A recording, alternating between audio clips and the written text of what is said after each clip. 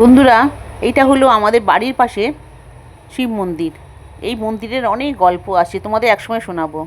দেখতেই পাচ্ছ, এটা হলো গণেশ বাবা, এটা হলো বাবা বিষ্ণু, আর এখানে আছে উপরে ছোট্ট ছোট্ট গোপাল কুচকে। আর দেখতেই পাচ্ছ এখানে হলো বাবা ভোলা বাবা।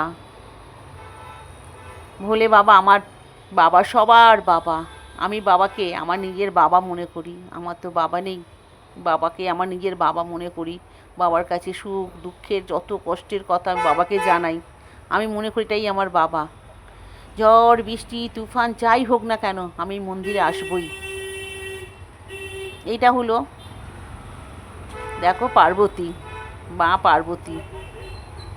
পাশেই আছে শেতলা মা, তোমাদের দেখাবো আর এক সময়। আর এটা হলো বজরঙ্গবলী বাবা। মন্দিরে এত ভালো লাগে আমার আসতে।